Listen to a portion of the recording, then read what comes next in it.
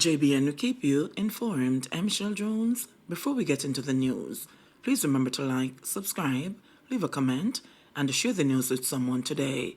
Now on to the news. InDrive says suspect in teacher's murder didn't offer service through its platform. Ride-hailing company InDrive says the suspect in the murder of primary school teacher Daniel Anglin did not offer its service through its platform. The police had stated that a convicted sex offender connected to InDrive Jamaica is behind the May 13, 2024 abduction and murder of Anglin. The suspect is in police custody. However, in a letter to Transport Minister Darrell Vance on June 6, InDrive's Central America Government Relations Manager distanced the company from the incident. As of now, we have confirmed that the driver was not offering his services through our platform, and Anglin used InDrive for the last time several days before her unfortunate disappearance, the letter said. InDrive also disclosed that it has been in close communication with the lead investigator in the case to provide all the support required. In the letter, InDrive also expressed concern about the ban on ride-hailing services following Anglin's murder. Vance on Tuesday announced the ban on ride-hailing services because of a national security concern. InDrive has requested an urgent meeting with Vance to discuss alternatives to the ban which could address the government's concerns. Anglin left home for work at 5:50 on the morning of May 13, but did not arrive at work. According to the police, a collaborative approach among several arms of law enforcement led to the discovery of a body believed to be that of Anglin in a densely vegetated area in Torrington District, Salt River and Clarendon on Monday. Police say alleged leader of dump gang saying in shootout, residents say not so. The police have described a man whose death sparked a protest Thursday morning on Johns Road near retirement dump in St. James as a gang leader who groomed some of the parish's deadliest criminals. But relatives and neighbors of 32-year-old Akeem Bowen, otherwise called Rizla, have accused cops of killing him in cold blood. They put his time of death near midnight on Wednesday, and from about 6 a.m. Thursday, the protesting residents used scrap metal and debris from the dump to litter the unpaved roads that runs through their community. A contingent of cops was at the scene speaking with residents shortly after 10 a.m., but Councillor Michael Troop of the People's National Party, Granville Division, expressed concern that there'll be no official word on what happened to Bowen, a father of four. We are here protesting for persons to come out and hear our voice. Indocom has not been here as yet. Nobody came because they're in the ghetto, Troop said. Bowen's sister, who declined to provide her name, said he was at home when the police came to check if he was obeying his curfew, as stipulated by the court in relation to a gun charge. She said at Bowen's request, her mother provided his report book, the police checked it and left. But my mother go back in and the police drive off. The next jeep, a black jeep come up. Bowen come at the window and him say, "Bossy, me there man." Them run at the yard same way. No time after that we already shot them. And when we run out, at the jeep we said they go down the road, she said. A video provided by residents showed what appeared to be police carrying a body from the direction of Bowen's home towards the road. When contacted, Commanding Officer for St. James, Superintendent Iron Samuels, said Bowen had featured in recent murders and shootings. According to the police, Bowen is the leader for the dump gang, which is heavily involved in lottery scamming and is known to have an arsenal of prohibited weapons under his control. Among St. James's deadly criminals he is said to have groomed is Nestor Gallimore, otherwise called Zado, who was 25 years old, who was cut down alongside two of his cronies in June 2023 during a confrontation with the police. Gallimore had the reputation of being one of the most ruthless killers in St. James. The police have described his mentor, Bowen, and his cronies as guns for hire. This business takes them across the border to neighboring parishes. They have also been carrying out shootings at gangs within St. James, such as Tucker Street Gang, Big Yard Gang, and the Canterbury Westside Crocs, said the police. According to the police, Rizza played a pivotal role in the daily running of the dump, so he's both hated and loved within the space. No injuries reported after American Airlines flight veers off runway at NMIA. An American Airlines representative has confirmed that no injuries were reported after a flight from Miami to Kingston briefly veered off the runway while landing at the Norman Manley International Airport, NMIA, on Thursday.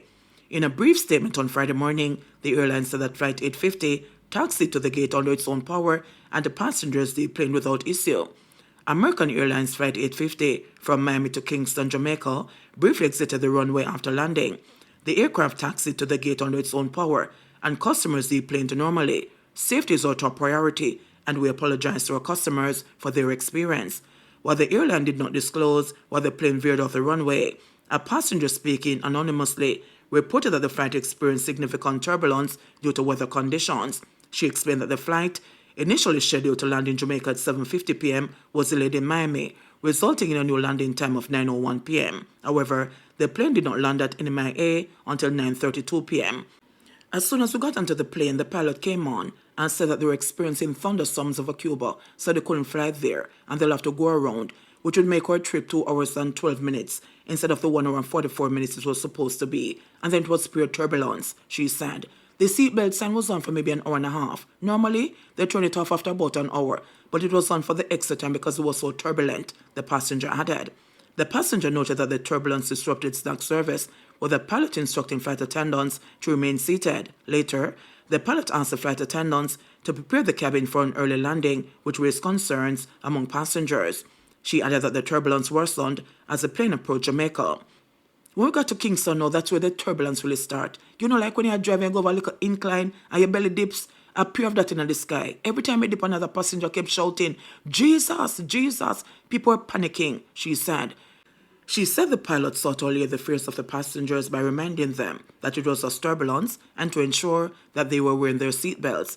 And then she started descending pretty slowly. So I was expecting a soft landing, but it felt more like the plane dropped. So we started clapping, thinking it was over. But then the plane started going faster instead of slowing down. And that's when I knew it was skidding, the passenger said, because I felt when she pulled on the brake. So I started to question why it felt like we were taking off again. I had to put my hand on the seat in front of me to brace myself because I was about to slam into it, she added. The passenger added that everyone was happy for a safe landing and nobody seemed to have suffered any injuries. Both the Jamaica Civil Aviation Authority and American Airlines response teams are investigating.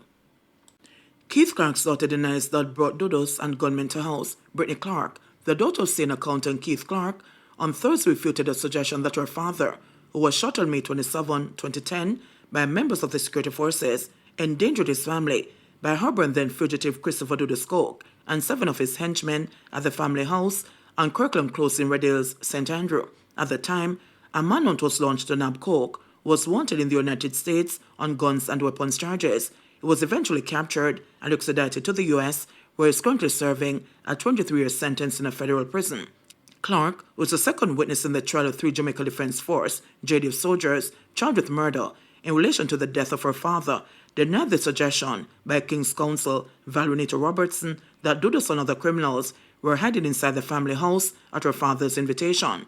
Nita Robertson is representing Lance Corporal Greg Tingling, who is one of 3 soldiers on trial. The other 2 soldiers are Lance Corporal Odell Buckley and Private Arnold Henry.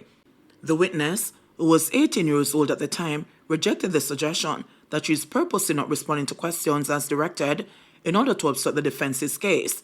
In her suggestion, Nita Robertson said, "You were coached to come here to obstruct my questions, weren't you?" Clark responded, "I'm honored to sound like I've been coached. I am honored to be coached by God. I was coached by God." The attorney made the stinging suggestion to the witness after she told the lawyer that she is still seeking answers that could explain why her father was shot more than 20 times, including in the back. "Your father exposed you and your mother to criminals who hid in his house. You asked for an explanation? So that is it," Nita Robertson said. Clark responded that that was absolutely far from the truth and urged Nita Robertson to speak the truth. Nita Robertson prompted Clark to say whether she had knowledge of any criminals being outside the family house while the operation by the security forces was unfolding.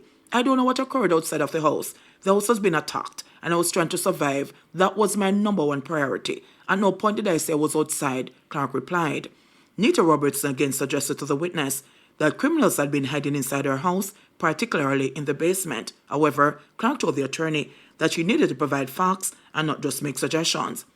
"Madam, I gave you facts on Wednesday," Nita Robertson shot back, explaining to the witness that she had raised the point previously about unmatched blood that had been found in 2 different places inside the house. Clark responded that what Nita Robertson suggested was impossible. The attorney suggested to the witness that she never knew what was in her basement because she went to bed after taking a bubble bath. Clark replied that she definitely knew what was in her house because the place had been locked up. She added that the soldiers had to cut off grills to enter the house, stating that alone was proof that nobody had been inside the house with the family. Nita Robertson responded, "So when persons are in the basement having been let inside to hide so that police and soldiers cannot see them, you expect that they will leave the doors open? In other words, your answer is a silly answer. If men are in your house, they'd lock the doors, so that means the police would have to break them down.